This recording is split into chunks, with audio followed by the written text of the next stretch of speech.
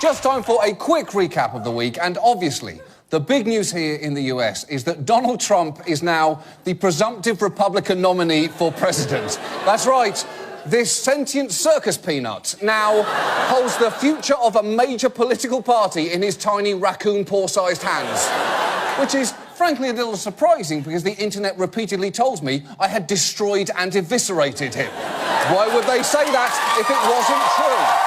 But look, if you are feeling depressed about the current state of this election, let me give you some perspective from the Philippines. The world's Rorschach test. I see an upside-down feather and my father's disappointment. Their presidential election takes place tomorrow, and the current frontrunner is Rodrigo Duterte, and he is a colourful character, to say the least.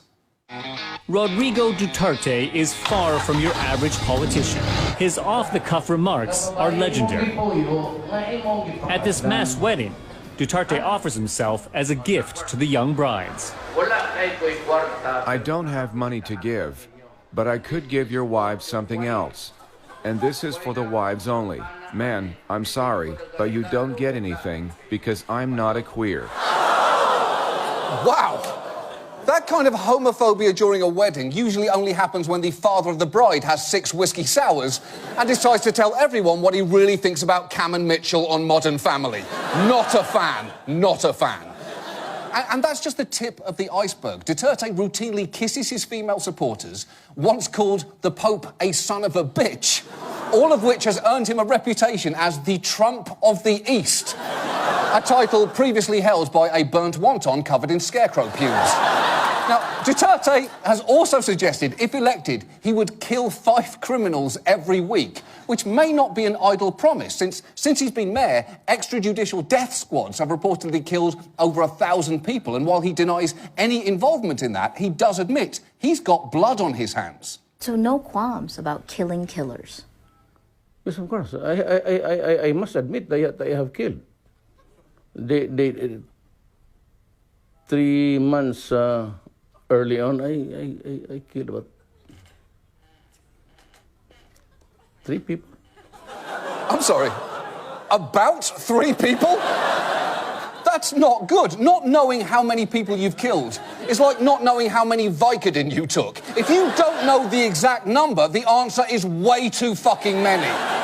And yet, incredibly, none of this has hurt him. More than half of his city's residents think the death squad is okay, which is a surprisingly measured response. Some death squads, yeah, they're okay. Could be deathier, I suppose. Hashtag squad goals.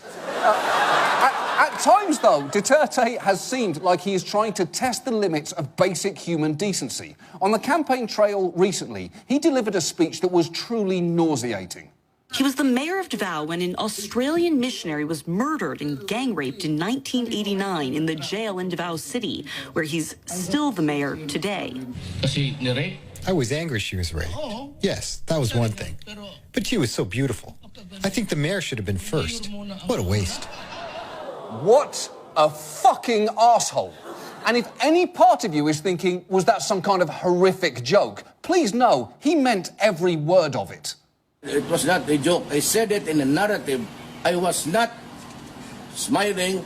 I was just talking plain sense. OK, let this be a lesson to all of us. When we say, I just want a politician who'll tell me what he really thinks, we should specify that that politician should not be a total fucking monster.